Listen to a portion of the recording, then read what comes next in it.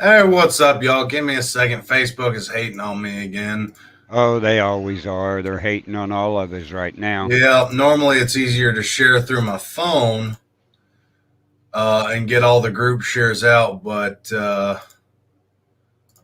it said not today. Every time I click on the link for the video, it says you can't go here. So I wonder Right. what the hell's going on with that. I'm just gonna do a couple more. We'll see what happens. It's not like Facebook's gonna let anybody see this anyhow. Right. But for everybody listening, we have permission from State of Mind to play that video on all our platforms. So YouTube, Facebook, Twitch especially, we have permission. If you don't like it, you can suck it. Hi, Crystal. Hi, Crystal. I have Reese's peanut butter cups. Don't judge me.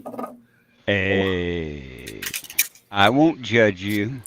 He went trick or treating, folks. See, he's got his peanut butter. They're Uh, amazing. yeah. Was you on your knees walking around, pretending to be an oversized 12-year-old? No, I just went around and mugged all the kids. Oh. Hey, you could have wore that costume that kid was wearing up here. A Oh, 6-foot rooster. yeah, I could have. That got my attention outside. I had a group of kids, gave them candy, and I turned and looked up the street and went, "What the hell is that walking down the street?" Got a 6-foot rooster. So that was funny. All right, let's get this show rolling. Let's do it. So, I couldn't believe this article when I found it. And I got to skim through it a little bit. I was like, there's no way. There's no way. Can't be. No. It's they're trying. How a medieval English law affects the United States gun control debate. Anybody else already getting red flags and bad vibes from this? Yeah, especially an old one, because I think we had a war over that, didn't we? In the Tea Party. Something to do with There's a tea. couple pieces of paper out there telling them to go F themselves, Yeah. something like that out. So how the hell could an old English law affect the United States any? Let's get into it. Medieval English law dating back nearly 7 centuries is now at the heart of the most important United States Supreme Court gun case in a decade. The case, which stems from a New York, of course, legal battle, challenges a state law that requires that gun users who want a concealed carry permit must first prove they have a valid reason. Again, that's unconstitutional. You're trying to infringe on the right of the people to carry and bear arms. To help them determine how broad the rights of Americans, many gun owners go, the country's 9 Supreme Court judges are also looking back to the 1328. 450 years before the United States Constitution. Over 400 years they're trying to use a law. That's how desperate they're getting to try and restrict firearms. 400, that's outrageous. The statute dates back to the reign of King Edward III. The third. The case on Wednesday, the Supreme Court heard oral arguments in the case of the New York Rifle and Pistol Association versus Bruin, which revolves around New York's laws governing concealed carry licenses. The law requires that residents who want to have a license to carry or a concealed pistol must prove they have proper cause for it and that they face a special or unique level of danger. The plaintiffs in the case, Robert Nash and Brandon Koch, applied for a concealed carry permit but were denied, although they were given licenses that allow them to carry guns for recreational purposes, such as hunting and target shooting. Yes, that's how restrictive New York is. If you want to go to a gun range or go hunting, you have to get a license for that. Then you have to get a hunting license. Then you have to get the tags for hunting. So you've got to get 3 different things for you to go and shoot an animal. Right. That should show you how screwed up New York is. My mom went over to California to celebrate her, I want to say her sister's birthday. And my dad asked, would you ever go to California? Like, I'm not legally allowed. What do you mean? Dad, I have a lot of things that well, you don't have to bring them. If I'm going to California, I'm definitely bringing something. You can never go to California. I know. Trust me. I know. Same thing for New York and Washington. Let's see. Plaintiffs in case with the support of the New York Rifle and Pistol Association, which is affiliated with the NRA, in 2018, Mr. Nash and Mr. Koch filed a lawsuit challenging the constitutionality of New York's proper cause requirement and handgun regulations. White, Biden, and Democrats are in. Can't we open the pipelines, build the wall? Money well spent. I think we need to build the wall around California as well. Washington, kick a lot of people out. Right. I think she means Bill of Rights are black and white, not wild and white. But yes, we understand where you're coming from, Linda. I think she's on my Bill of Rights Network Facebook page. She's probably asking why Biden doesn't have the rights to build a pipe and. That's because Biden's a puppet. He crapped himself on national television in front of leaders of foreign countries, crapped his pants. Not kidding. He crapped himself. He is not mentally stable. There is so much. He's a puppet. They've been looking to impeach him since January. So hadn't been in long. They had already looked at starting to have impeached him. And the more we progress through this year, we're finding more and more evidence of voter fraud. We're seeing more evidence of tampering and stuff like that, and nothing's becoming of it. So everybody's bought out. So it's getting to the point where if you want to have something happen,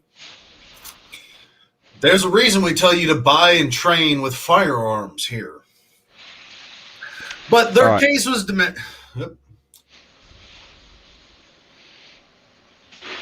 Where are our rights when crooks are running our country? Not here right now. We have to forcibly take them back. Thankfully, many states are still on our side, but there are still quite a few states and the federal government that are actively against the people having any rights or liberties. And that's one of the reasons why they're pushing this jab so hard. They don't care that you don't want the jab. And more kids are coming up dead because of this poison they're being infected with.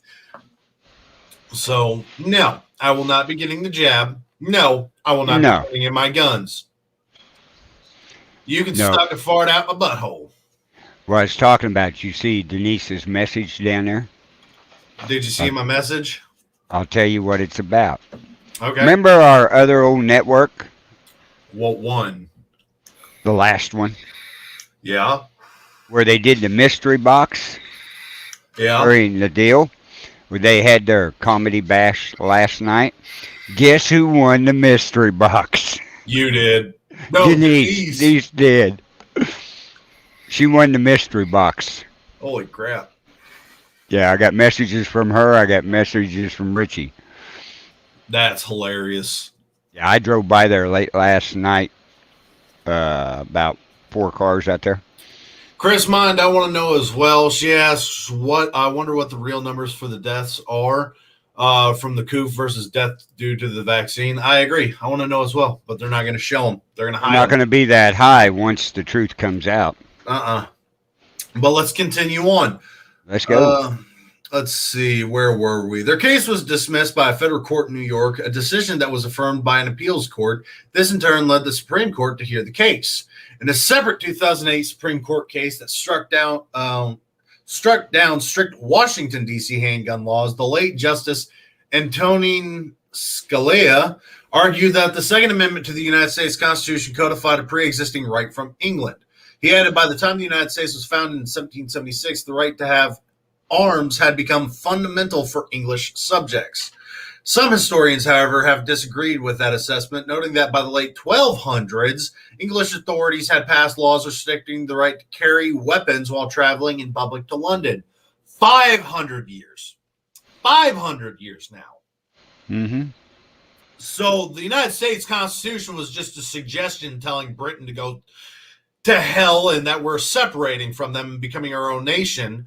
No. We still have to listen to their laws. Bullshit. No, I don't. Nope. I haven't. History started in 1775. Thank you very much. I don't care about Britain. I don't care what their laws. I don't care about. And people say, well, the Queen has eminent domain and can claim all lands everywhere because she can't. There's a piece of paper that tells them why they can't.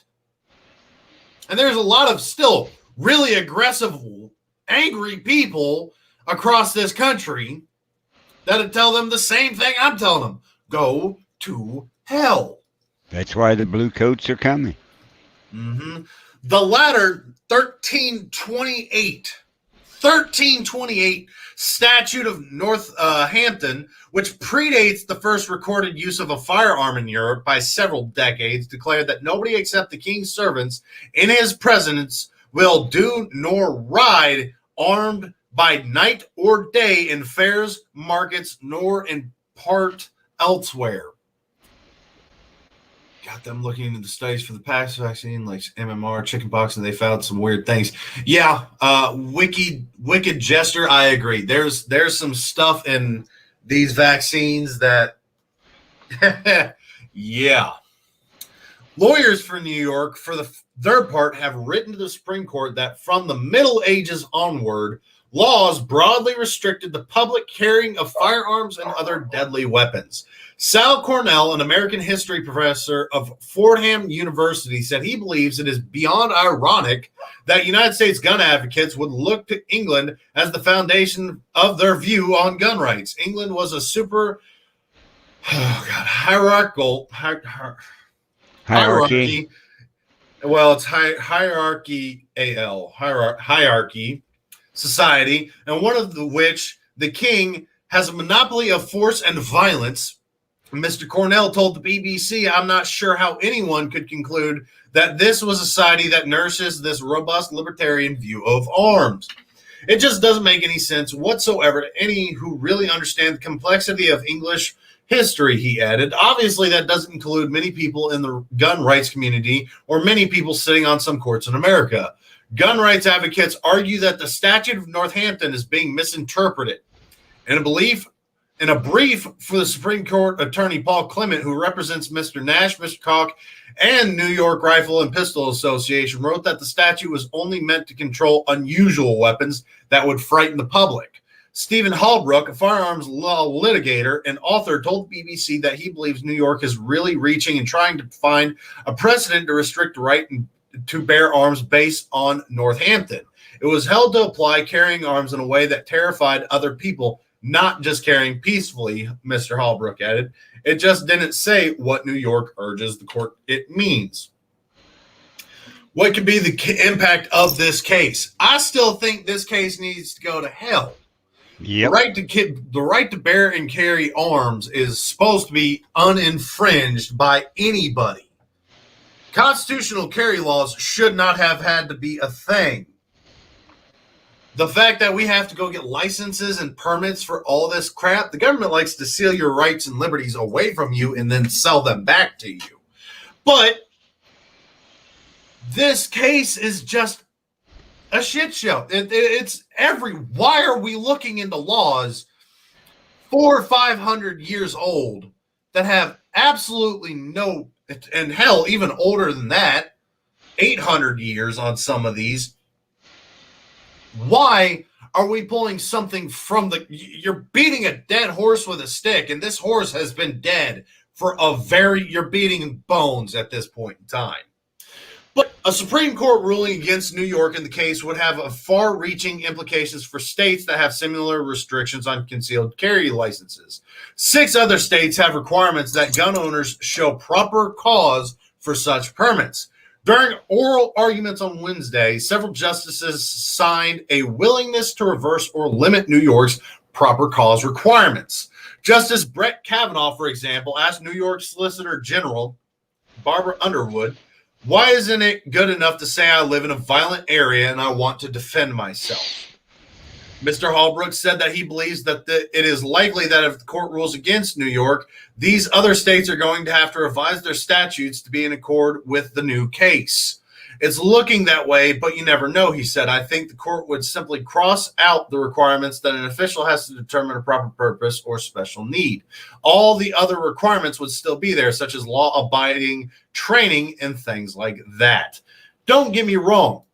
I think everybody needs training. However, that does not mean you cannot buy, own, and carry a firearm. Right. You can still go get a license. Requiring a training is still an infringement. It should be a strong suggestion at the most. Hey, look, you want to carry, that's well within your rights and liberties. How often have you dealt with firearms? How much have you handled a gun? What guns have you handled? What gun are you looking to carry on you? And we can knock down, there's training for every class of firearm out there, from revolvers to rifles to bolt action to semi-automatic to fully automatic. There's training for everything. Right. I don't agree with saying you can't carry at all. That should have never been written in, ever. That law was a joke in the first place. But saying people, hey, look, we would appreciate if you got the training. And it would be as simple as, if you really want to push people to get the training, hey, if you get this training, you get a 10% discount on ammunition. Right. Give them some it's a carrot stick situation where you started with the stick. Now you're trying to get to the carrot. You should have started with the carrot. Now you're trying to stop looking like a bunch of jackasses in the White House. But here's the carrot. Here's incentive to take training. That makes us feel more comfortable. And I promise, if you did something like that, gun advocates, strong constitutional carry people, Second Right Amendment protectors, these people that go out and carry right to bear arms and everything. I watched a video where I think I talked about it last week, where a gentleman called the police and told them he was going to carry his rifle in a safe manner. And they told him if he does that, he's going to be arrested. Right. Well, instead of being assholes like that and being aggressors, why don't you help him? Why don't you put out that this is going to happen? Put out a wide notice saying, hey, this gentleman's going to be carrying. He's just letting you know what is within your constitutional rights. Please don't panic. Please don't worry. It's the same situation here. You give them some incentive to do what's within their constitutional rights and make you feel more secure about them having firearms, instead of just saying you can't carry and watching crime soar. Right. Because what were the numbers we had? Oh, it was outrageous numbers. How often guns save lives?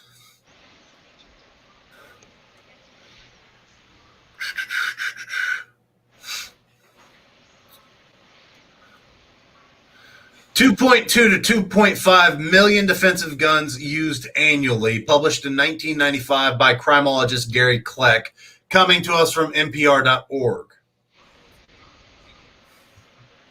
Let's see what else. So 2.2 to 2.5 million a year. 90% of police agree in Massachusetts.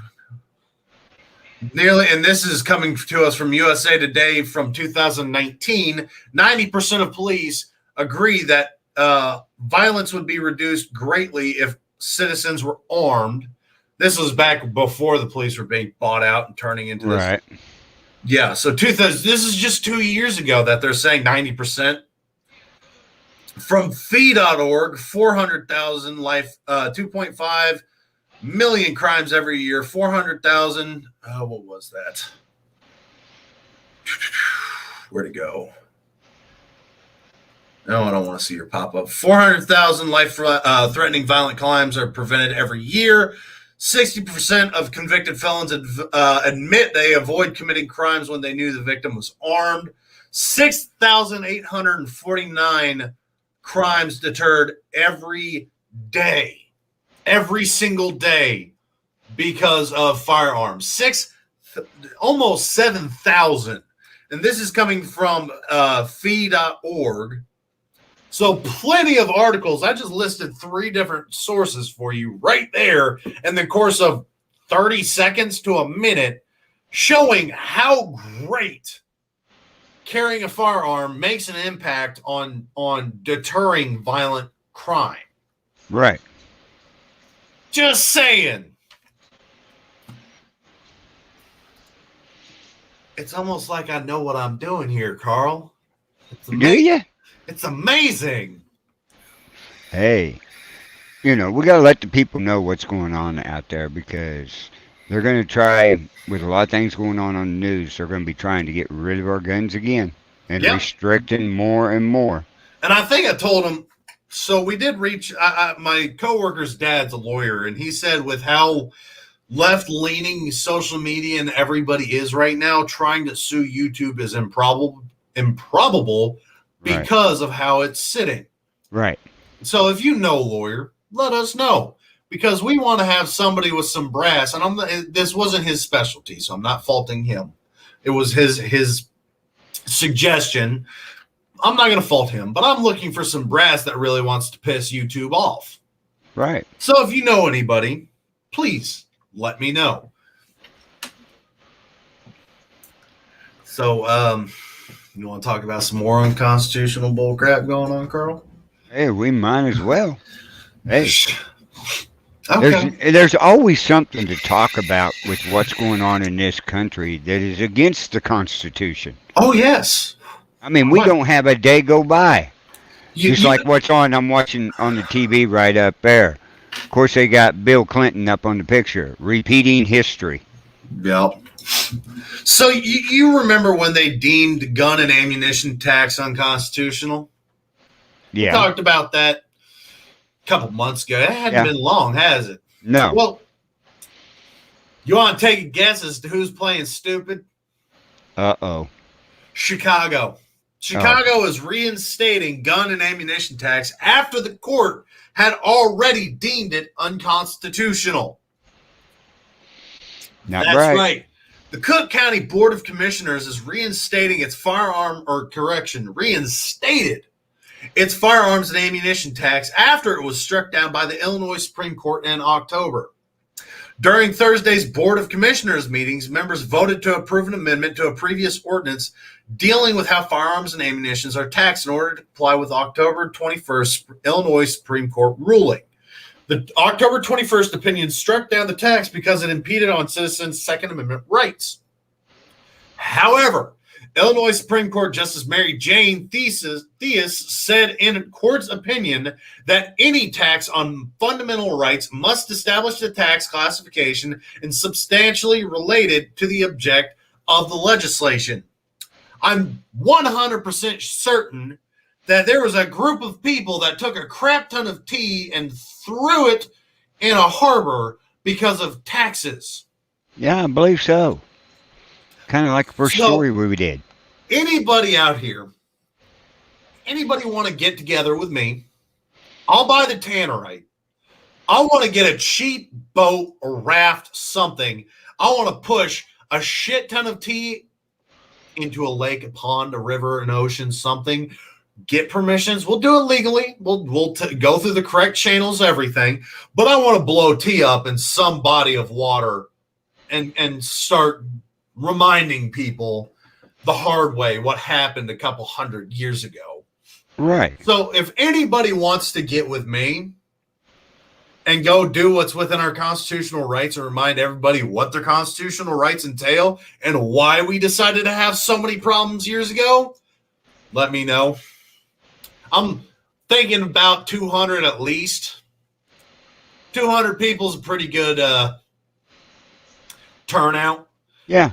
200 people will get that voice going, and then the next time we do it, I imagine we can get a couple thousand people. So put this message out there. I want to go blow up some tea. Continuing on, the new amendment passed by the Board of Commissioners directs revenue raised from the tax to a new special purpose equity fund to fund gun violence prevention programs. Revenue from the tax will also go to operations and programs aimed at reducing gun violence. Previously, the revenue went toward a public safety fund to fund operations related to public safety. Under ordinance, retail purchases are subject to a $25 tax for each firearm purchase. Centerfire ammunition is taxed at 5 cents a cartridge, and rimfire ammunition is taxed at 1 cent a cartridge. The board voted to tax firearms in 2012 and amended the tax in 2015 to include ammunition. According to the Chicago Tribune, Cook County Board President Tony Preckwinkle, God, he got made fun of a lot as a kid. Oh, I bet. Preck Winkle believes the revisions made to the ordinance will align with the court's opinion. Preckwinkle cited gun violence statistics when asked why she wanted to save the tax. The cost of a bullet should reflect, even if just a little bit, the cost of violence that ultimately is not possible without the bullet. One constitutional commissioner, Sean Morrison, told the Tribune the measure is still unconstitutional even with the revision. Thank you, Sean Morrison. And I still point out the fact that every time you give me some kind of gun statistics, 99% of the times we have pulled up gun statistics. There's only been one we've had so far that gave us suicides and accidents. Right. Every other statistic we have been given just says gun fatality. That's it. And even the statistic that gave us suicides and accidents, it didn't give us how many crimes were deterred with a firearm. So even still, they were hiding a very important fact of that statistic from the people. Mm-hmm. You're still fluffing up your numbers. So if you want to give statistics, stop fear-mongering, stop lying, stop pushing your bullcrap agenda, and show me the full numbers. Everything. Okay?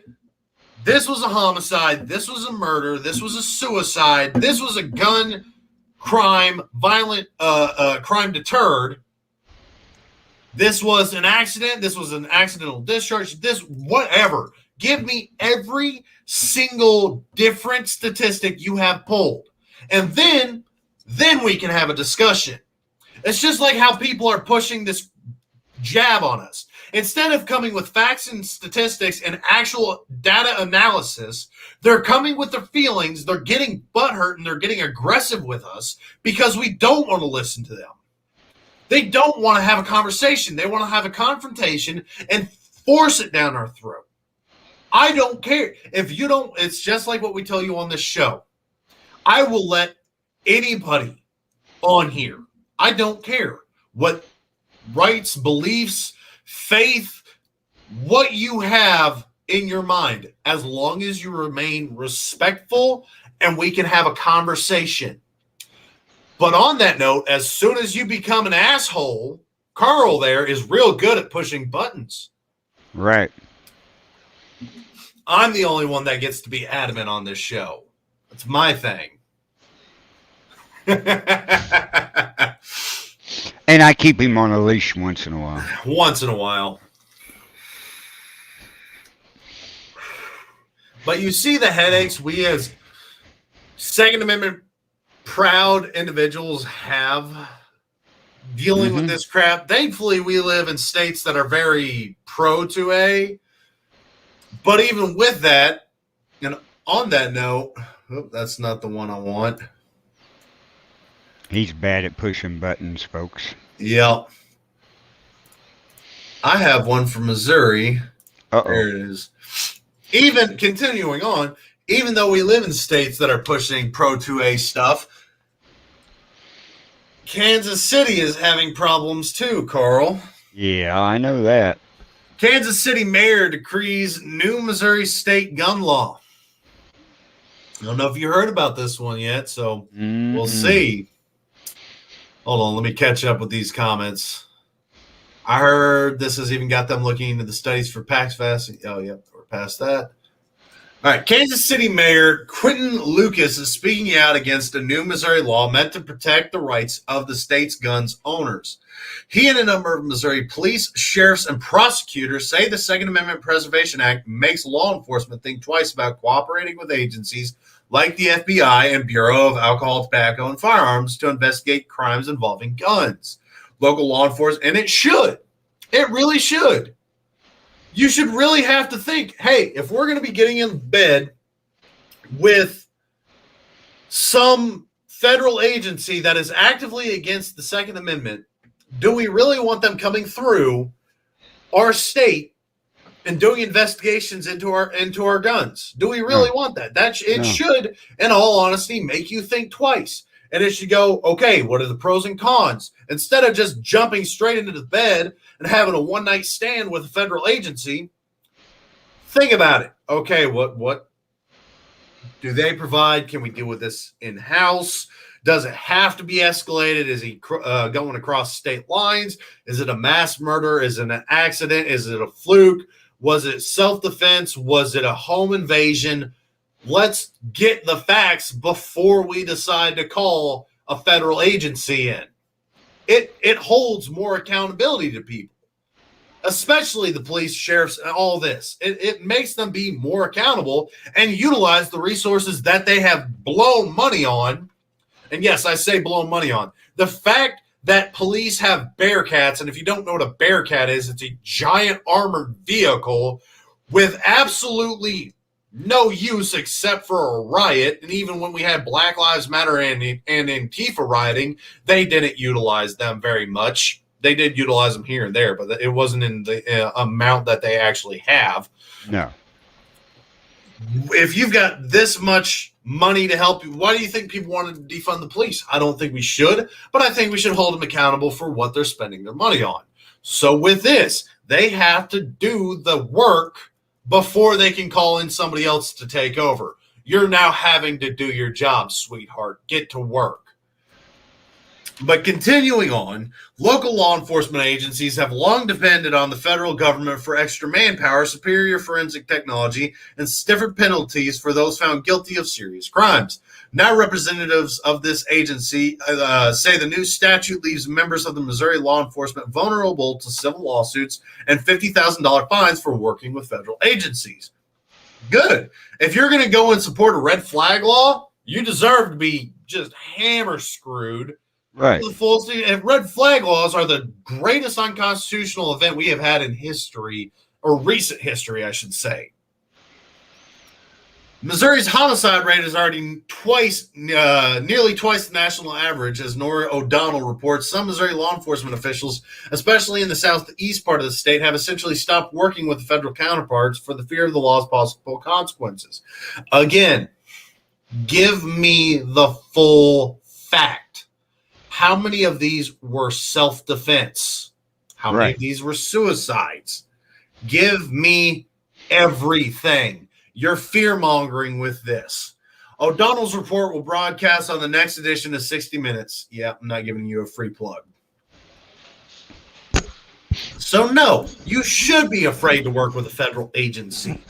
They're actively against the Second Amendment. Why do you think we call them alphabet boys? Right. I don't want them in my state. Nope. Especially with the suppressor law, I definitely don't want them in my state. Anything to add on that one, Carl? Well, we know that Kansas City is a red part of the state all the way around. And Lucas, he's a joke down there with the money spending on a lot of stuff. But he's got to realize one thing. If you research, the Kansas City Police Department is not controlled by the Kansas City mayor. It's turned over to the governor. So, our governor is the one that made the Second Preservation Act and everything. They're fighting to get control back of the police department so they can tell them what to do, but they can't. Good. The people that want to take away firearms should not be in control of any kind of police force. They're trying to push us to a police state. If you don't know what a police state is, look at Nazi Germany. Right. But it's like Denise says down there, our two biggest cities here in Missouri is Kansas City and St. Louis. That's your two largest metropolitans. Yeah. Right? And they are both liberal communities all the way true and true. That's one thing I've noticed. Why do you think there's more murders and killings and shootings in those two towns and the surrounding suburbs around there than there is over the entire state? That's one thing I've noticed greatly. Any kind of large city, especially if you've got good colleges, turn liberal very quickly. Right. Well, look down in Texas. Start looking at your big cities. Dallas, Houston, San Antonio, Austin. We could go on and name a bunch of them. What are their mayors? They're all liberals. The funny part is I had work in Austin, Texas back in 2017, I want to say. Yeah. And I stick out. When you think Texas, you think a lot of guys like me, big old trucks, good old boys, give you the shirt off our back. Love our guns. No, I go to Austin and I am a sore thumb. And I don't even mean a thumb that got shot off is a more accurate description. Really? I stand out. Jeans, flannel button-up shirt, big bat. Like everybody there's average height, maybe skinny as hell, skinny jeans, man buns. Like you can tell it's gone real liberal. Oh. There's all these mom and pop coffee. And I don't want to say mom and pop because mom and pop coffee shops are good, but these small like hipster coffee shops. And I'm doing work and people are just staring at me like, what are you doing here? I'm putting up your next hotel. Well, you don't need to be here. You don't need to talk to me this way. What are you going to do about it? I'm going to beat the bricks off of you. You can't do that. That's illegal. Come on to this job site and I'll show you what's illegal. I wonder why that is down there. It's because it's such, they don't think of the surrounding areas. None of them want to go and live in the country. I mean, there's no old cowboy money or none of that and everything there? Not in the major cities. Really? Mm-mm. Let's see. Austin, that's your state capital, right? Mm-hmm. Wow. Yep. That's interesting. That is really interesting. It's real liberal. And they think, oh, we know better. There's noise ordinance and everything. Yeah, we know the noise ordinance. That's why we're not starting work yet. But we can show up to work, get everything set, and that way once the noise ordinance drops, we can get rolling. That way we're not working to 7 o'clock at night and having to be here the next day at 5 a.m. Right. So we're still abiding by your noise ordinance. There's so many Karens. God, I hated that. Well, it's like Crystal says down here, Denver's included. Every big city in this country has more liberal control over it than your rural areas ever thought about having. And they don't want to live out and do hard work. No. They don't want to work on the farm. They don't want to work in oil. They don't want to. Why do you think the majority of blue-collared workers are Republican and conservative and libertarian? Right. Because they know everything that's going on. Whereas the ones that are getting these handouts and working in coffee shops, wanting this free money. Congrats to these Pride Moore for winning the mystery box. Yep. Thanks, Richie. Yeah, Richie. We just announced that earlier in the show. So no, they don't understand what it means to work for a living. They've been given an easy life and they've been living off of it. And they want to keep living off of it, thinking that free money is free. Nothing in life is free. Well, one thing is You are free to go F yourself, but that's about it. But continue. Yeah, go ahead. Go ahead. Continuing on, gun control legislation isn't going to happen. Here's what Biden is doing instead. You're right. We hope gun control legislation isn't going to work. We hope. But here's what they say Biden is going to be doing. Excuse me. Don't judge me. I like Sunny Delight. When Pastor Michael McBride visited the White House in January of 2013 for one of the Vice President Joe Biden's gun violence task force meetings, he said he was one of just 2 black people in the room. Of course, that's a great way to start your article. Let's get racial off the bat. Mm-hmm. Because anybody else like me, this nullifies any argument you're about to make. When you decide to make things racial, I'm done. But continuing on, McBride, the National Director of Faith in Action's Live Free Gun Violence Prevention Campaign, recalls the heavy anguish that day as faith leaders proposed ideas for preventing yet another mass shooting in America after the Sandy Hook massacre left 20 children and 6 adults dead in the prior month. When it was McBride's turn to have the floor, he spoke about the gun deaths of black and brown Americans, killings largely ignored in the national conservation about gun violence. And we've also talked about this. This year alone, they have seen a spike in African Americans buying firearms, and what was it, 83 or 87% spike in African American women buying firearms. It was a huge number. In fact, one of the gun stores that was talking about it said 90% of their new clients were African American women. McBride called on Biden to unite the country around the shared pain of gun violence. He told the vice president he had the opportunity to create a winning political coalition by addressing gun violence in urban communities across the country. But Biden's response was one McBride had heard many times before, one he calls deeply painful. While there was compassionate acknowledgement of the issue, there was not the political will to place this work front and center in the gun violence conservation. And I think of that too often. There's always a lot of calculus around. Is this politically viable? McBride states, and so for someone like myself and many others who are burying black children and black family members regularly, that has never been a good answer. The response from Biden that day stands in contrast to how he talks about gun violence now. So 2013 to 2021, still saying the same shit? What's your opinion on the music festival violence that just happened? Are you talking about the one where they trampled a bunch of people to death?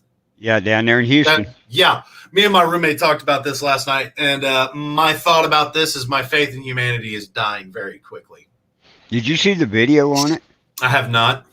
Oh, you got to see when they're running and they're trying to get in, then they force them back when the stampede started. This one large black guy, right? Another guy tries jumping over him, falls down. He picks him up and throws him over the barriers. It was hilarious. Let's see if I can find it. Okay, Richie.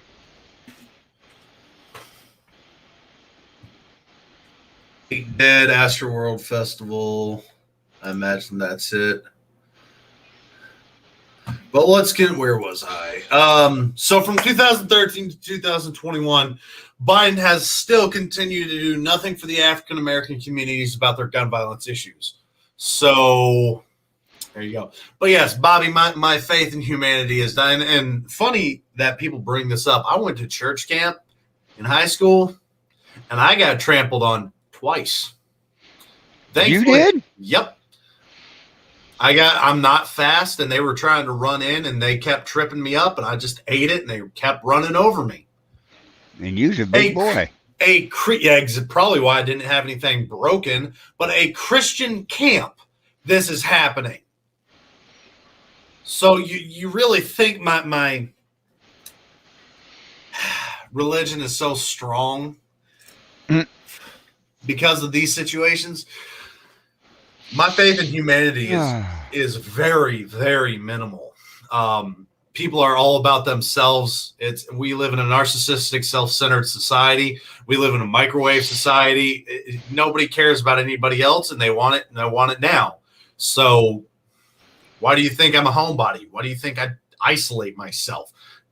If you, especially as a straight white male, we're painted as being the issue nowadays in society. We're the problem. You can't be a straight white male nowadays. Second problem is, oh shit, where was I going?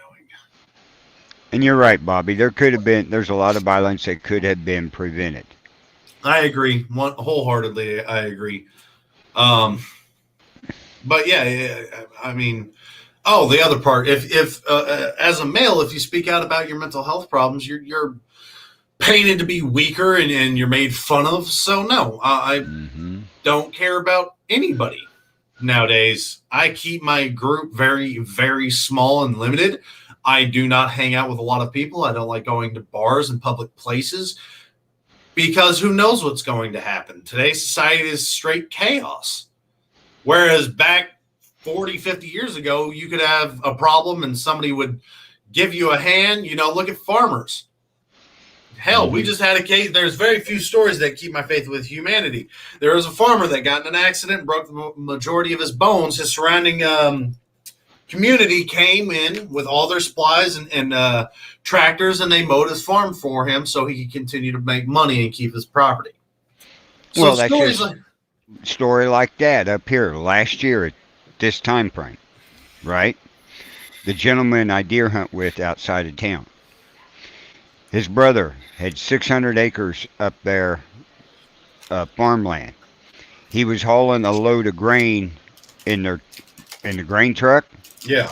Come down over a hill and there was a combine on the bridge. He hit the brakes to swerve and miss and ran off the bridge and flipped the truck over. He flew out and it landed on him and killed him. Oh. Right? So, in the process of getting the funeral done and everything, he left behind a wife and a couple of kids. The entire farming community came in. They did a drone footage of it from the top. They had 12 combines. They had tractors with gravity wagons. They had semis sitting out there. They all came in and for free combined, hauled the grain, and the grain company stayed open 24 hours for them to get it all in, right, and to get her a paycheck. Ow. That's humanity right there. Yeah, and we don't have many authentic stories like that anymore. Yeah, Bobby. Yep. And here's what I mean by authentic. Many people, especially YouTube and social media promoters, are going out and filming them, giving thousands of dollars or pounds of food, clothing. They're filming them giving this one person a life. And don't get me wrong, that's great. And it's wonderful that you're doing this, but you're doing it for clout. You're not doing it to help the guy just to help the guy. You're doing it for the views. Right. So it's you have a hidden ultimate or a hidden goal. You're helping somebody to help somebody, but in actuality, you're helping somebody to continue to boost yourself. Now, don't get me wrong. People like Mr. Beast and Elon Musk donating millions of dollars for trees. They put the challenge out there. They kept donating and donating and donating. But I don't see them actively going out and like giving people life again off the streets just for the views. They'll take their random subscribers and stuff like that. And that's a different kind of thing. But they're not going and finding a heartbroken person and somebody that's down on their luck and giving them a whole new life again. They're doing it with the people that aren't that bad off. They're doing it for the views, and they know they're doing it for the views. There's no hidden motives. They let it be known what they're doing. So that exactly. I can understand, but there's just too many people out there that have that hidden motive, and they find somebody that's battered and bruised and broken and try to give them a life. And it's great for that one person, but that doesn't really help with the whole problem. No, and if they're doing it for the views and everything like that, Nah, I don't care for that. The situation I was talking about, it Well, wasn't hardly exactly. put on social media at all. It was used at the funeral to show the family and the people who attended the funeral what kind of neighbors, what kind of man his brother was to have friends like that in the area, that they all came to that family's rescue.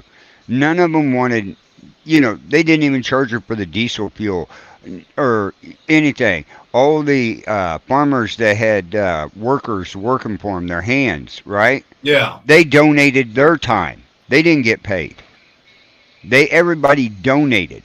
That's a difference right there. exactly. And I us think going live and going, oh, okay, we did this and we did that, you know, help share this. No, that's if you want to do it like that, if you want to promote your views, don't focus on one person.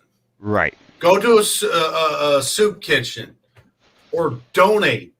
Go and help a community of Right. them. Don't focus on one guy. That doesn't fix any problems. Go and help Exactly. every one of them. Well, that's just like I went live up here. The very first time I went live up here at BB's was last Christmas for 4 hours straight. And you know why? We gave out 400 meals to the community.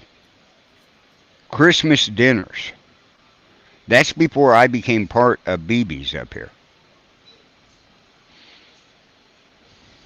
Uh, Yeah, I know some states arrest people for helping the homeless. I've heard that. That is totally ridiculous. yeah. And now there, and the other problem I have is there is a group of homeless people that are not homeless. They're getting tax-free money. They're going out and they're just getting hundreds of thousands of dollars. Yes, hundreds of thousands of dollars a year to go and beg. Mm-hmm. So you've got to pick and choose your battles. And helping one specific person, you don't know if that guy is actually homeless, but you go help the people that are trying to help the community, the soup kitchens, um, the donation centers, anything like that. It's going to help a lot more people that way. Right. But let's continue on with this article so we can do the gun fail for the day. Okay. While there was compassion, the response from Biden that day stands contrast how he talks about gun violence now. As president, Biden has promised billions of dollars in funding for community violence intervention, or CVI programs, that have been shown to break cycles of violence by connecting high-risk individuals to wraparound social services. Okay, so me and my roommate have talked about this before. We have very similar mindsets. The broken communities are what you have to fix. Start at the schools. Give them extracurricular activities that are going to help them focus and train them. Give them woodworking, automotive shop. Give them something to focus on that's productive. And that's going to help out a lot. You focus on in the schools first and then branch out into the rest of the community. And that help goes a long way.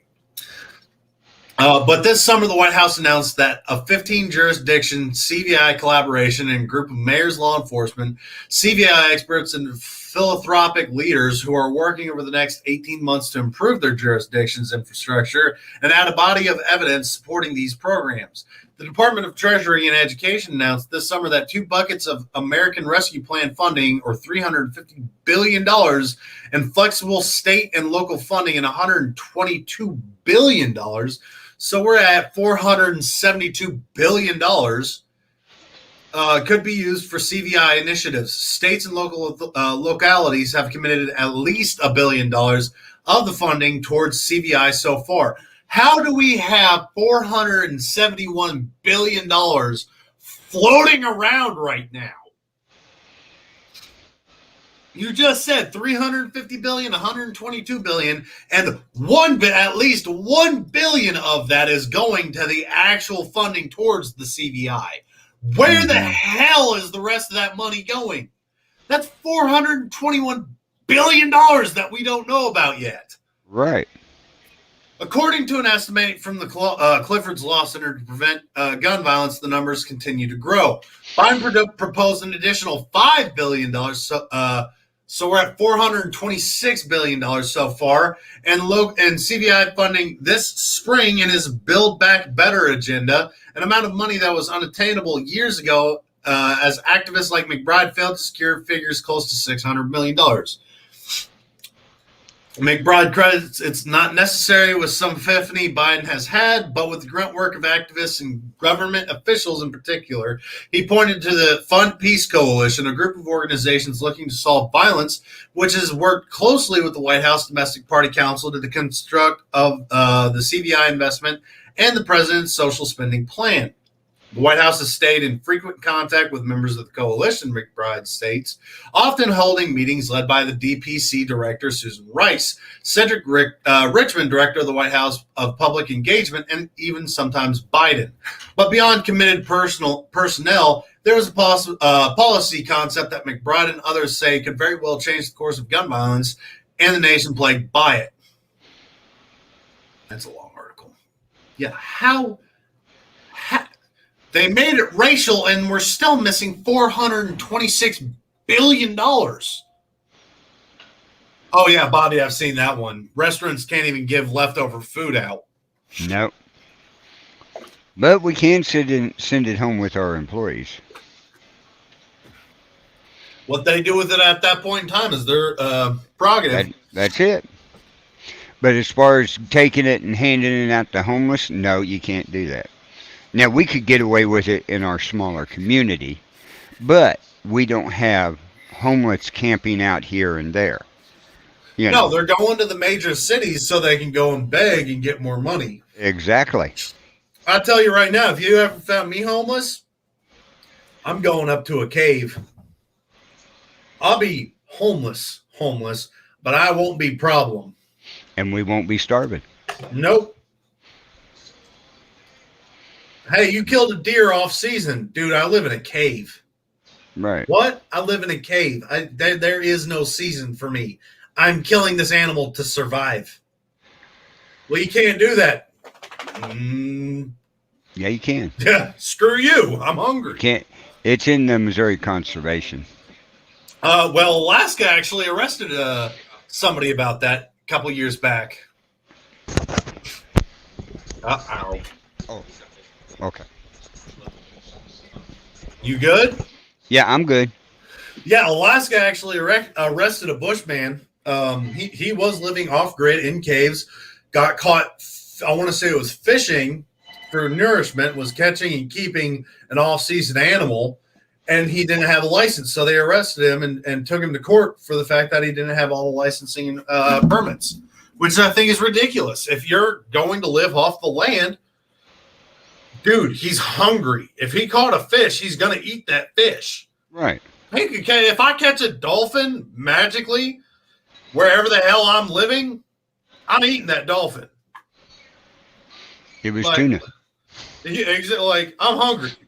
I live in a cave. Is dolphin edible? I don't know. I'm going to find out. Yeah. But seriously, like, if you're in that situation, it goes out the window. Right. But I promised I'd finish that article when we do our gun fail.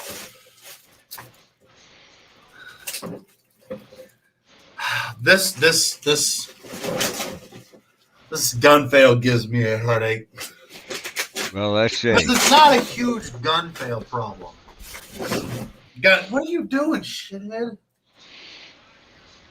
I gave them a bath last night, and Gunny decided to use my left testicle as a vault.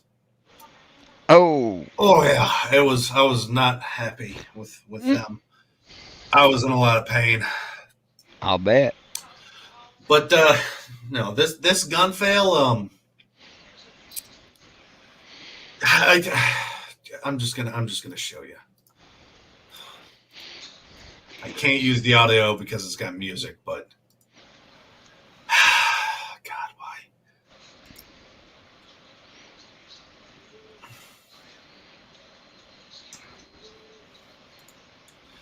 All right, who caught it on the first video and who needs me to replay it? Carl, did you catch what was wrong? No, not right offhand. All right, pay attention.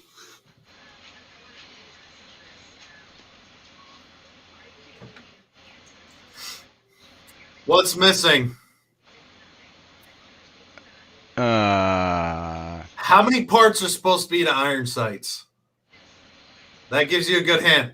Yeah, there's supposed to be 2, but oh, okay, I see now. Mm-hmm. See what's missing now? Yeah. We'll wait and see if anybody else puts it in the chat room. If I have to, I have a firearm with iron sights right over here too. So, how many people need to watch the video one more time, and who thinks they've got it?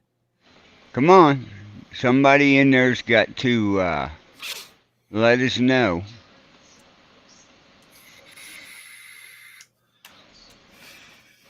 Look at all that brass on the floor. Yep. That's a lot of money right there. Yeah, it is. You feel so soft today. I wonder why. Could it be because you got bad last night? This is your time to shine in the chat room. Yep. How many people here know about iron sights? Oh, schnitzel. Come on. I'll play it. I'll let it loop through a couple more times. Okay.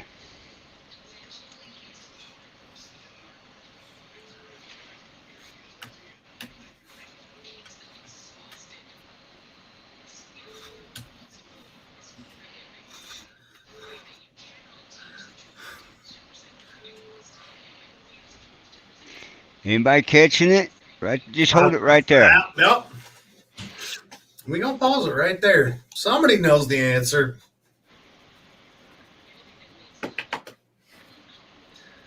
Come on, we got 6 people watching. Somebody's got to know what's missing. Oh, crap.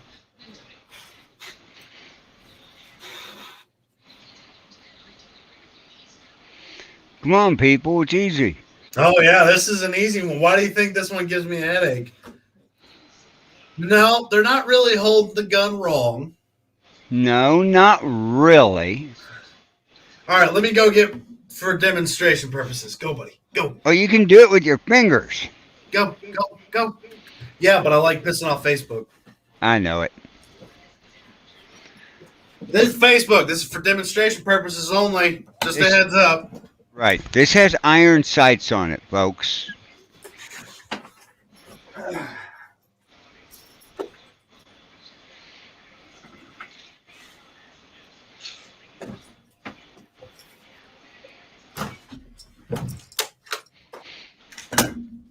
Come on, Crystal, you know.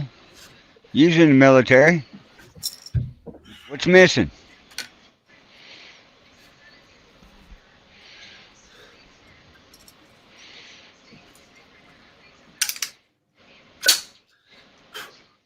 All right. Does anybody...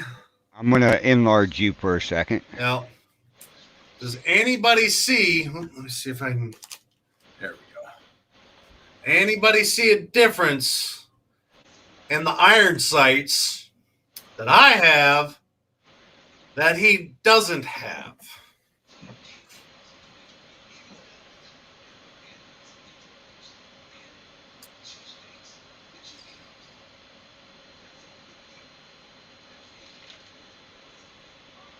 What's he missing?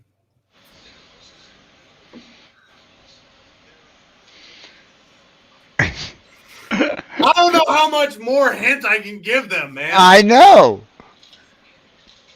All right.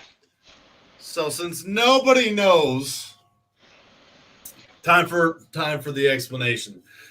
So this is your front iron sight. You And can see that's- it's got the same thing. Hold that. Hold that right there. Look right up there at the top of the picture, people. Okay? Now, continue on.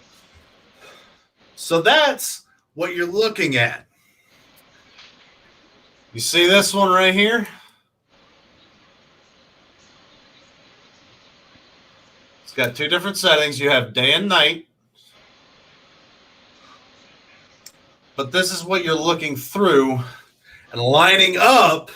That's your peep sight. At your thank you. At your peep sight to make sure you're on target. Iron sights are a two-part system.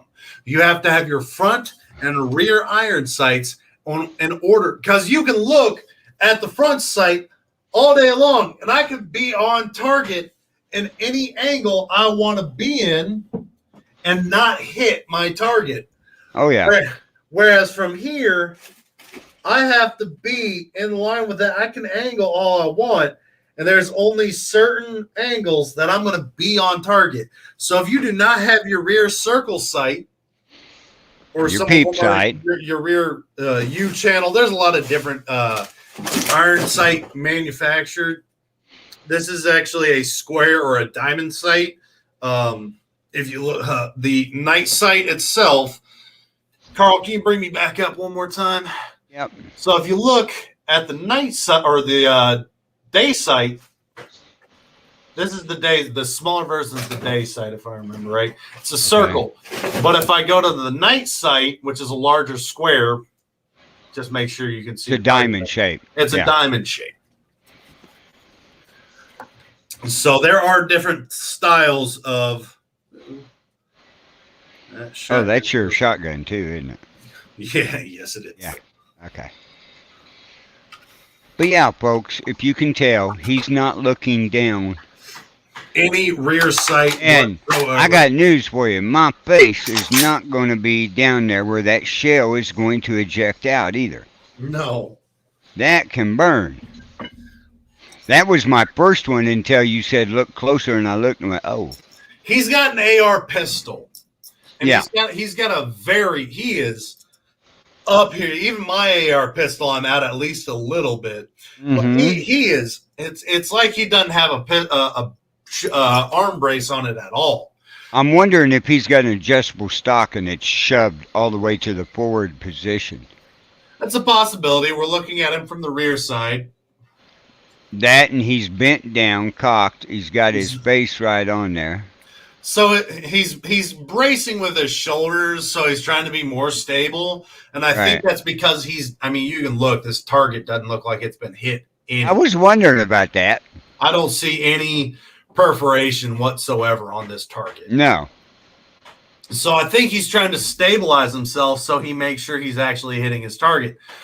The problem is you will not hit that target without a rear sight to look down. Nope. You see why this gun fail gave me such a headache? Yeah.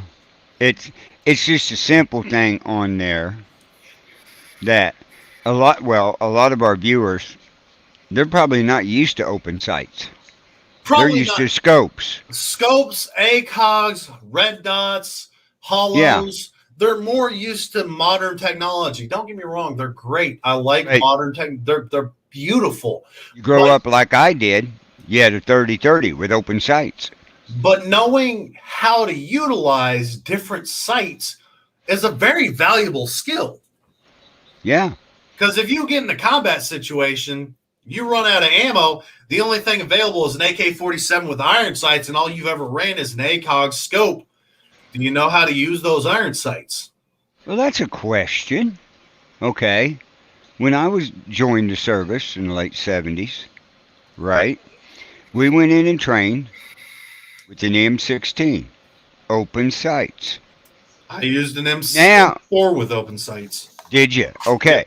I'm wondering if nowadays they're training them with open sights or still using the red dots and the scopes.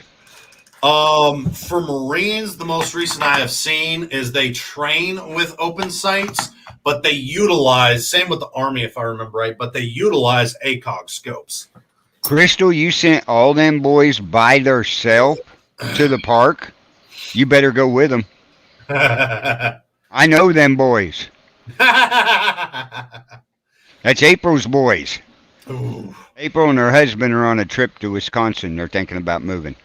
But that's nice. But what blows my mind more than anything about this is when you buy iron sights, I have not seen an individual front sight by itself ever. It always comes with the front and rear sight. It always sells them together. It even does on when you order your crossbow, it comes either with the scope or open sights, and it's got both. I mean, here's just Google Shopping. Not even Amazon, nothing fancy, just Google Shopping. Yep. Oh, nope, here's one rear sight. Rear backup flip sight for 100, that's outrageous. Together, even for Nerf, together. I like that one you had up there back at the top. Go up, one more up. That one right there. Middle. Not down. This one? Yeah. That's got the yardage on it. Mm-hmm. That But is cool. and I think the only reason this is a backup iron sight is because it has the yardage. Right. I think this is why this is only sold alone, because it's more detailed. And I wonder if that will work on any open sites. That's a good question. Let's see what Amazon sells us.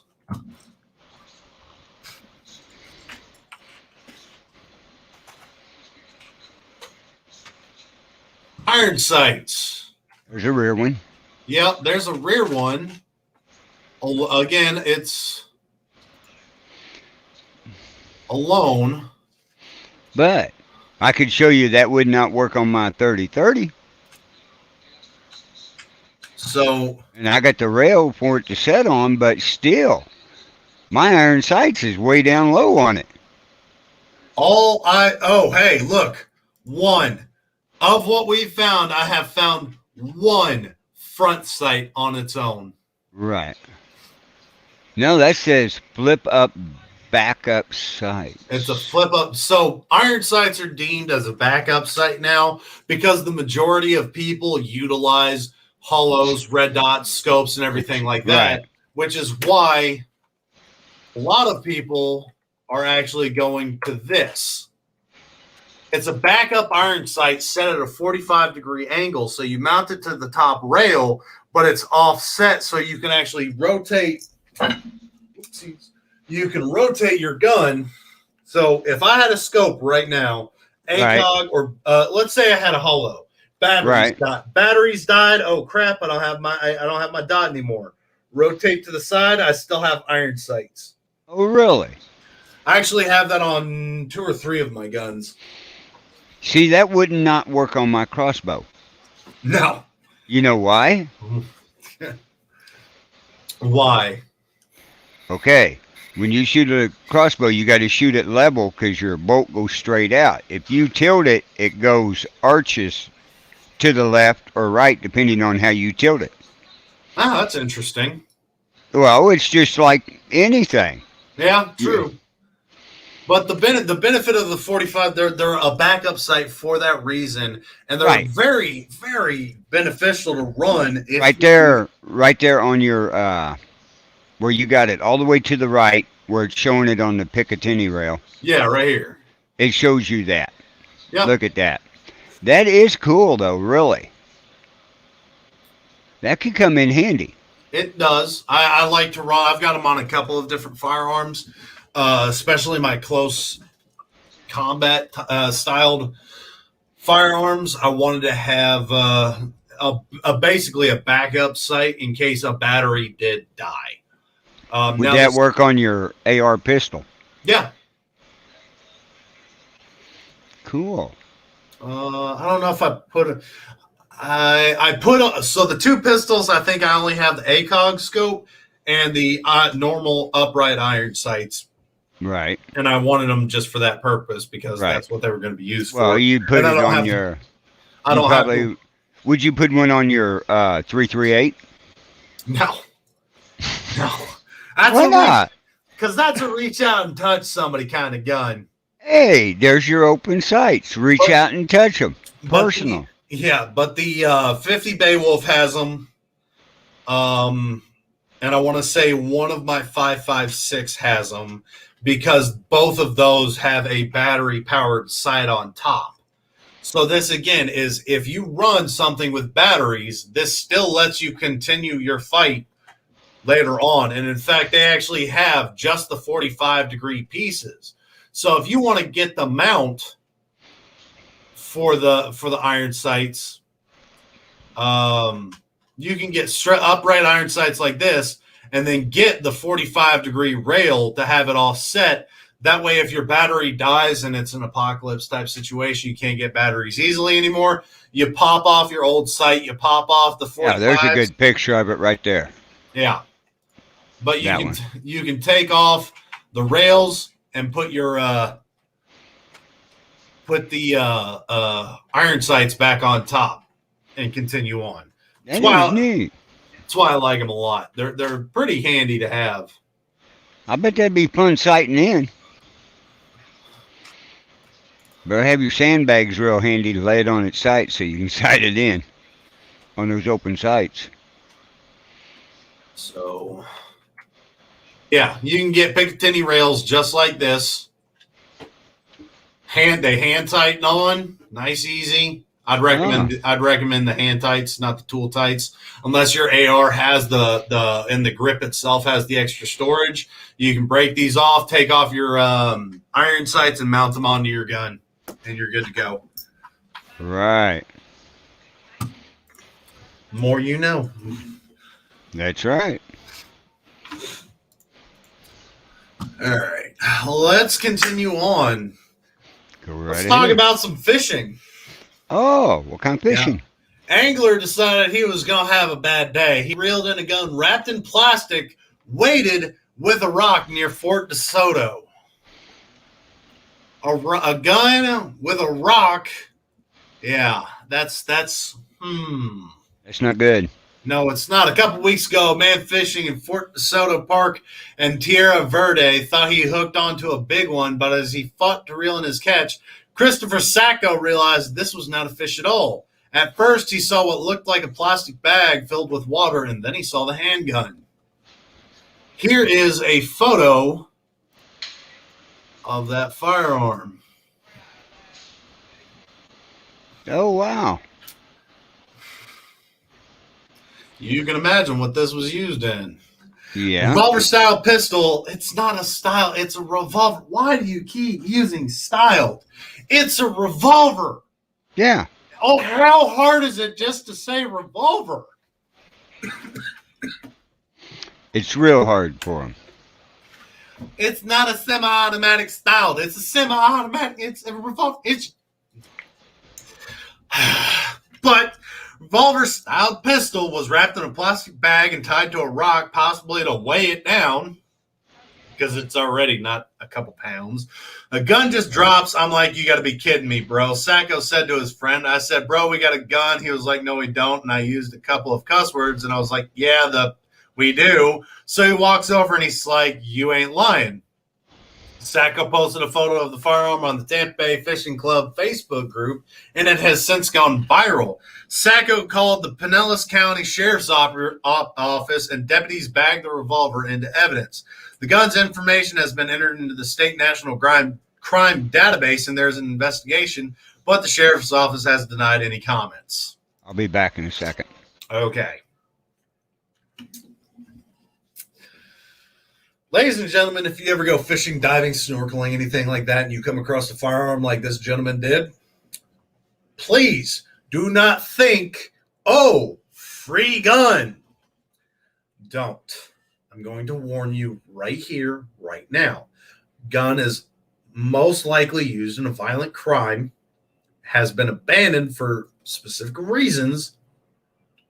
Call your local sheriff's office, call your local police office, call the local deputies, whoever you need to call. Do not touch the gun itself. If you have to cut your fishing line, cut it. It's not worth you going to prison because you got your fingerprints all over a firearm. And we know how cops like to play sometimes.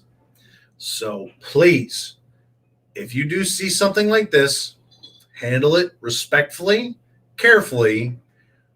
Gloves if you have them, a stick if you need to, something other than barehanded. Get it back to a safe location where you yourself are safe. I'm not saying get the gun back to a safe location. Stay where you are, but if you're out in the middle of the water, if you're up a river or something, get into the bank, call the police, give them your location, Tell them what you have found, where you have found it, and stand by for the police to come and take over that firearm. Do not risk yourself for this situation. It's just like what we've talked about in the past, where fuel oil filters for different things, where there's suppressors, you are at risk of entrapment very quickly. Keep your answers short, sweet, to the point, and do not answer anything beyond what you think you reasonably need to answer.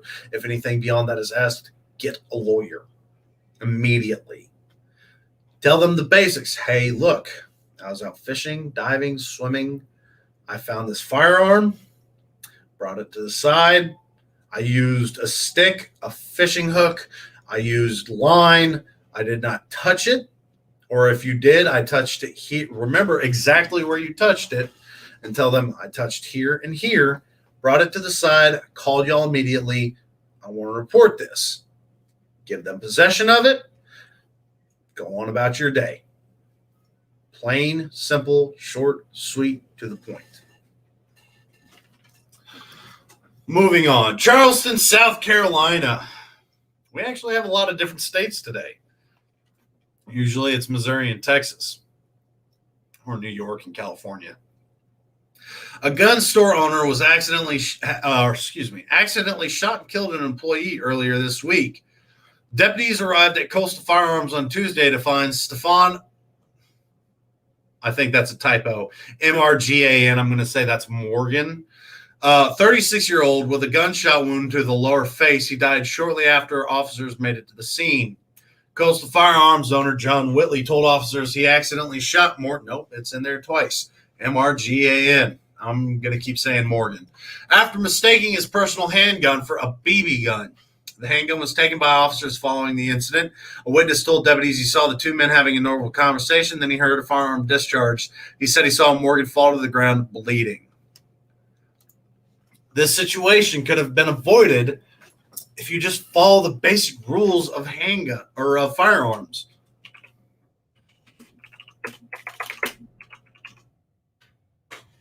Go ahead. Here.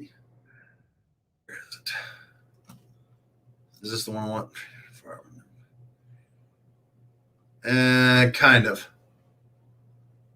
But here's the basic rules of firearm for everybody to look at.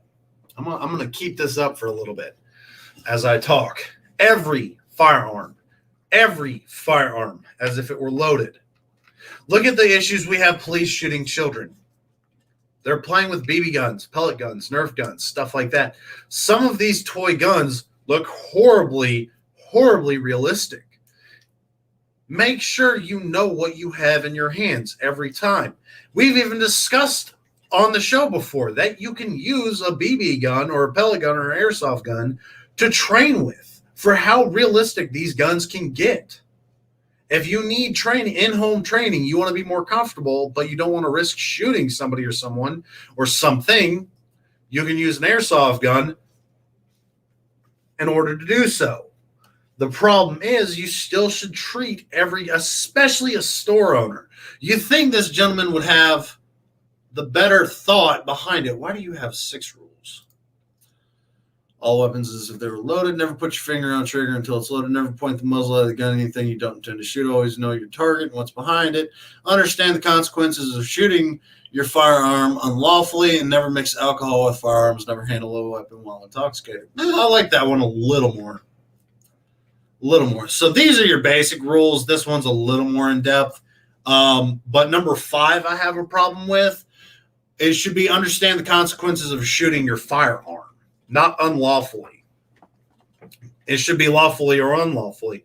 Because even if you discharge your firearm lawfully, if you hit somebody behind your target, there's still consequences to your actions. So knowing everything from what's behind it, what's in front of it, what caliber you're using, knowing the consequences of discharging your firearm. Because I promise, if you utilize your firearm in any situation, odds are there is a strong chance they're going to confiscate the gun and arrest you that day. I'm not trying to deter you from utilizing your firearm. It's a little easier to get away with in your home, but if you're out in public, the consequences are going to be a little greater. Whereas dead men tell no tales. He broke into your home. It's clear he broke into your home. The door's off the frame, windows broken, something like that, and you've got a dead body on your ground. It's a one-sided story at that point in time. But it's a different case for when you're in public. So knowing the consequences of discharging your firearm is also very important, not just unlawfully.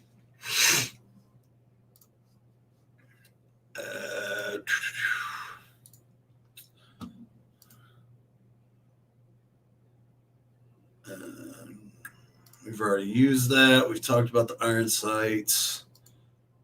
Yep. So I have one more article to go over real quick.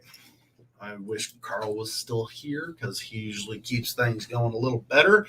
Trying to do a show alone is very challenging. I'd like to do more videos of like shooting things, blowing stuff up, destroying walls. I'd like to have like a realistic YouTube channel, not just where you come and watch us talk for 2 hours. And again, if y'all ever have any questions, feel free to post them. I want to see more people interact. That's why we start trying to push y'all to give us why this is a gun fail. Interaction is what makes this show better. So the more you interact with me and Carl, the better things go. But I have this one last article, and depending on where Carl sits, we'll either continue on with normal discussions or we'll end the show. So we'll see. But what happens if the Supreme Court strikes down New York's gun law? Y'all know how I feel about New York already. So, yeah. Legal experts said New York and several other states may have to rewrite laws, and officials expressed concern about the ramifications for public safety. I love how they always abuse that. It's always about the public safety. It's always about the public safety or officer safety. No, it's not. You're just putting there to make it sound better. But let's get into this article. New York has one of the most restrictive gun laws in the country, sharply limiting people's ability to carry weapons outside of their homes. But questioning from Supreme Court justices this week suggested that the law could soon be declared unconstitutional, upending the way the state regulates firearms at a time when many of its cities are experiencing a crisis of gun violence. The decision in the case now before the court is not expected for months, and when the justices do rule, there is a chance that they will buck expectations and uphold the New York law. It is difficult to predict how exactly the decision will affect New York and a number of other states with similar laws, but legal experts said that it is likely that New York will have to replace its current law with a less restrictive one that would allow more people to carry guns in public. So we've got one state saying we need more gun laws, and we have another state saying we need less gun laws, saying that this is going to protect people, this is going to protect people. Both of these states have been super restrictive in the past, and one of them is finally making the right decision. I'll let you decide who. We are likely to see New York be forced to rewrite its law, said Adam Winkler, a law professor at the University of California, Los Angeles, who specializes in constitutional law and gun policy. Well, we'll have to wait and see what the court's opinion before we know what's constitutionally permissible. The case before the court involves two petitioners from upstate New York, Robert Nash and Brandon Cox.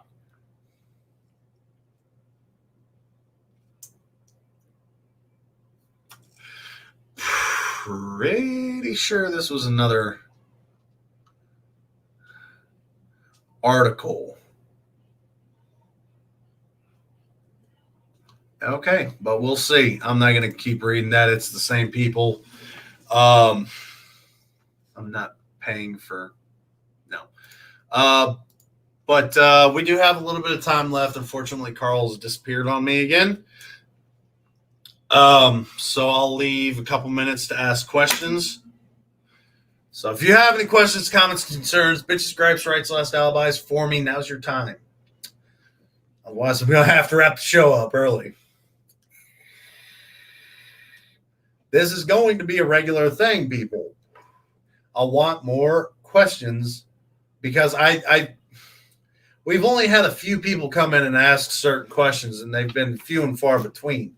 if you don't know something. You never know what we can answer or what we will want to discuss on this show. When we started the Second Amendment Ranch, 99% of what we put out was asked by y'all. I got a lot of my topics from my viewers. The state laws, different laws that have gone in the past, constitutional rights, different guns that have been manufactured. I got a lot of my content from you. So I'd like to get back to that. I want to know what you want me talking about. Again, I would love to do more destruction videos, like an actual YouTube channel, not just a podcast, if you will, where you get to watch stuff, but that's going to take money. So ask what you want to ask. There's 4 people watching right now. Somebody's got to have a question. Yeah, any questions, folks? Any questions? So what was you showing down here? The Discord? No, I just didn't turn off the share screen. Oh, okay. Although since you brought up the Discord, I guess I should share it again. Yeah, you should. See this? And we got one person on Twitch. Well, if you want to get a hold I think I know who it is, but if you want to get a hold of myself or Carl or anybody else here on the Second Amendment Ranch, Discord is the place to go. Exactly. You will get a hold of us over there, messages. Every time I get on my computer, Discord pops up. So. Oh, but anyway. So other than that, how you been doing, Cameron? Well, I was able to give one of my guys at work a promotion. Yeah. I think after the New Year's, I'm going to be pushing myself for a pay raise. Now you've got me doing all this. It's time to pay the piper. Yeah. But, yeah, I went to a school play last night. Cassidy, our granddaughter, I was really shocked in it, was the co-manager of the production. She was on the construction building site. They helped build the site, all the stuff on the stage. She was also part of the costume designers, right? And she was the production manager. Crap. Of the entire thing. She ran around. She looked professional now. Black pants, black shirt, and everything. Had her earpiece in with her microphone telling everybody what to do, when to do it, when to bring them out, when to do everything. Curtains closed. It was impressive. It was real impressive. And I gave the kids a lot of credit. School plays now are different than when I went to school. In the drama class and everything, they were out in the audience doing part of it. Oh, they ran out into the audience and got certain people to dance with. It was a musical. Oh, it was hilarious. And then Cassidy was proud of me. We're sitting in the 3rd row, me and Tammy, right? We're sitting there. The program, the play ended, and they did their bows, right? Everybody's starting to go like this. Me and the guy beside me and the guy behind me, I said, let's stand up. Let's give him a standing ovation, right? We stand up and I look around. I turned around to 300 people in there and said, get your asses up out of the seats and start clapping.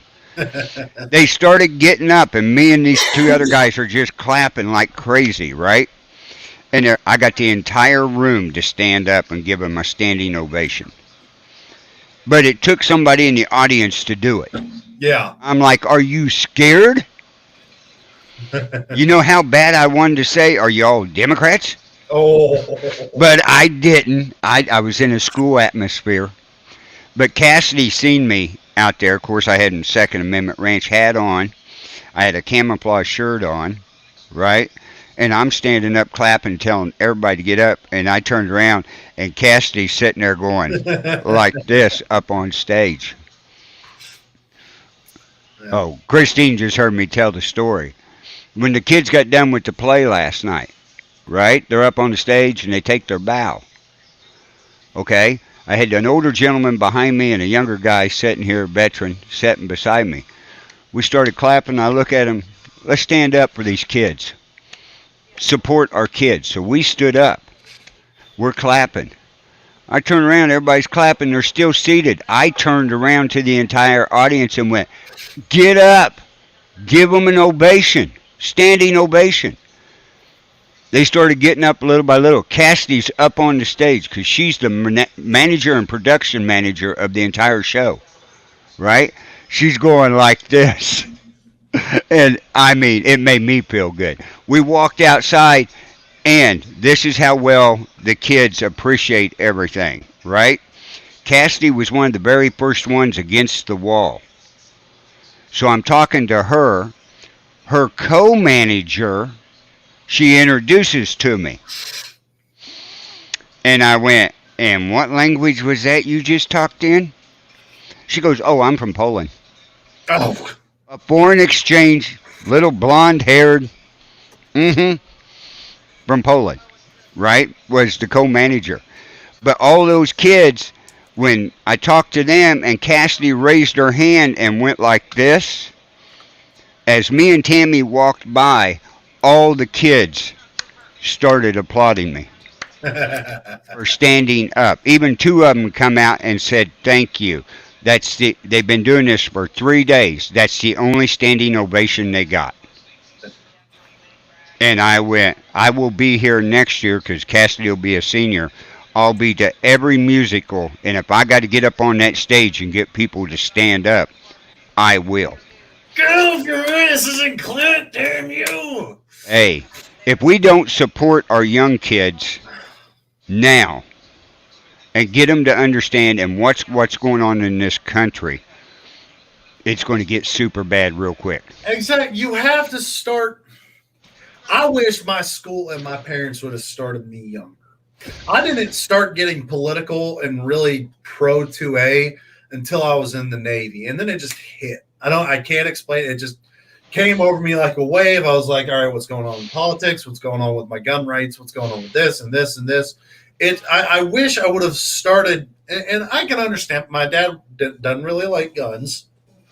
I can't fault him, but he doesn't not like. He's not going to be the ones that you can't have guns. You can't. No. He's more, I guess, conservative, where you're entitled to your rights and liberties, and you do what you want to do, and you leave me alone, I'll leave you alone, kind of situation. Right. But getting your kids, and I don't want to say like shove it down. My parents shoved religion down my throat when I was a kid. Don't dissuade them from learning about it, but try and find something in it. And history is a great way to start. Mm-hmm. Get your kids interested in history. Show them what we like to show you, the different numbers, statistics, what's happened in Nazi Germany, China, Korea. Show them all these different situations throughout history where they were coming to take away your rights, your liberties, your firearms, coming to deal with a group of people. Get them interested. And again, if you don't get pissed off reading a history book, you're not reading the right books. So get involved, and then once you get them more involved in that, start getting involved in the Second Amendment. Start showing them gun safety, how to properly handle, clean, show clear a gun, even clear a gun if it's loaded. And I would use blanks for that if I were you. But get them comfortable around firearms, because especially if you're like me, there's not an if situation, there's a when situation. It's not if your kids find your guns or getting the gun safe, it's when they figure it out. There's going to come a time and a place where they're smart enough, old enough, big enough, where they know what key to look for, what code to input, something. Kids aren't stupid. So you need to prepare them and show them respect and show them consequences. That's one thing we faltered from in this country. You can't spank your kids anymore. My dad No. used to tan my hide. Mm-hmm. Show you, and that's why we have this group of entitled twats running around right now because their kids or their parents never beat their ass. Right. I'm not saying black and blue and punch them in the face, but a good belt will work every day of the week. You get their attention, is how I put it. You know, we got two little bitty ones in here, one of the waitresses. We got two little bitty ones. They're twins. They're identical, another set of identical twins, which we've heard a lot about them on this show, right? And stuff. But these two little girls, the other night in here, one of them bit the other one on her finger. And I mean bit, teeth marks, right? I turned to her and, I said, okay, Mom, Dad will hand it. I said, did you bite her back on her finger? Nope. I went, oh yeah, got to. Or she'll do it again. Yeah. I just heard. She did it again. It's like And kids she could not bite the child on the finger because her mother and father were in the other room and kind of disagree on that type of stuff, right? But I said, oh yeah, you got to get their attention on it. I said, it'll happen again. You wait and see. It's just like all these kids, and I know y'all seen the And video. she's laughing at me right over here. She knows I'm talking about her. Uh-huh. You've got to remember the videos of all these kids in grocery stores throwing tantrums. Oh yeah. Throwing groceries everywhere, knocking crap off shelves. If I'd have done that, my dad would have ripped me up, pulled my pants down, and beat my ass in that store right then and Right there. Yeah. You've got to show that there are consequences to all of your actions. If you decide to be a jackass and in the middle of a store and you just live with it and you continue doing it throughout the years and your parents keep yelling at you and crap, we're going to grow up with a lot more idiots. Like we've got the pandemic of Karens right now. We're going to have a whole bunch of them thinking they're entitled to everything and think there's no consequences to their actions. I saw a video of a probation officer. He was going to arrest a daughter because the father said, I'm not paying for your car anymore. You're a grown woman. You need to pay for your car. And she didn't pay for it. So she thought she could get away with it. Threw a fit, sitting on the concrete, crying her eyes out. Just being an all-around ass for this probation officer, thinking she can get out of it, call my dad, and I'm not going to jail. And hun, you going to jail. Right. You didn't do what you were legally responsible to do. There's a consequence to it. And we're going to see this more and more the less people educate their children. Exactly. Again, I'm not telling you to beat the brakes off of them. No. But a belt, a paddle, a spoon. Get their attention. Make them think. Timeout doesn't work that great on certain children. No. Some children it does. Different things. But there's some that, you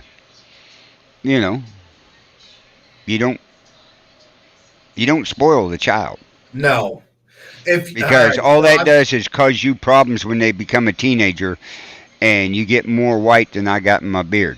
I'll tell you the perfect analogy. I saw a post that said, if you raise your children, you can spoil your grandchildren. But if you spoil your children, you'll have to raise your grandchildren. Exactly. And that's exactly right. It's like I always said, I wish I would have had grandchildren first. They're a lot more fun. Yeah, they're not your problem. They go home. Yeah, exactly. But there's your analogy for the day. If you spoil your kid, you're going to be raising your grandkids. Yep. So think about what y'all want to do. That's true. So how is everybody in the chat room liking our new time frame? Yeah, we haven't seen many people talk about that. No, we haven't. We've had quite a few viewers coming in and stuff on here, but it allows us to do more stuff. Yeah, I got to go finish up. And you're right, Bobby. society says that you cannot discipline kids anymore. Well, You know what? society, I don't listen to society. there My was a post. grandkids get out of shape. I put them back in shape. I give them an attitude adjustment. There was a post where a grandma got arrested because she was spanking her child with a shoe. Yeah. Cops came and arrested her. Her mugshot said, "As soon as I get out of here, I'm doing it all over again." Oh, yeah. Yeah. So, Because all society did in that pact was teach that kid, oh, I can get away with everything. yep, right there. All I have to do is call somebody else, and I don't have to get spanked anymore. But come on, people, ask some questions. We got about 12 minutes. Yep. Any questions? Shares. Y'all gonna make me want to keep doing this show. That's right. Well, we will keep doing the show. It's just we need a little bit more interaction. Yep. As long as you don't leave an everlasting impression. Oh, my dad left an everlasting impression. I'll tell you that much. That's But you right. gotta leave. You gotta leave the right impression. That's right. It's like I always told them. Call the cops. If I'm going to jail for 20 years, you're going to remember it for the rest of your life. I guarantee it. The next 3 minutes will be a living total hell. Yep. I don't know about that. Hell, we had a hit and run at work last Friday, or Yeah. Friday before last. Cops took 4 hours to get there. Yeah. Our generation had discipline. You're right, Bobby. Our generation did. I mean, did. I got beat with belts. I got beat with boards. I got beat with wrenches. Willow. You name it. I didn't get the wrench. I got a spoon, an extension cord, a belt, willow branches, a switch, several switches, I should say. My brother used to beat me with a lead pipe. I think that was really it. All that really left an Yeah. impression. No, my dad was a very abusive man. I broke up. Being left-handed, being little, everything turns to the left. Turn to the left, right? It gets me in. We had a 68 Buick. So I was about 8 years old. He says, get in there and start it. Put the key in, and I turned it, and I said, it won't do nothing. He says, turn it harder, and I went, snap. I got out. Dumbest thing I ever did in my life, right, was walk up to him and say, I broke the key off in the ignition. He had a long 5/8 wrench in his hand. I had blood coming off the top of my head. I mean, it was his fault for saying turn harder. Yeah, that's what I tried telling him. But the fun part was I ran in the house, of course. Mom said what happened. I'm going, Dad hit me. She looked top of my head and she goes, go to Papa's. And Mom, I can't. He's in the driveway. Both our doors face the driveway. I'll go out and talk to him. You go out the back door. The back door is 10 feet behind him. Oh, gee. Right?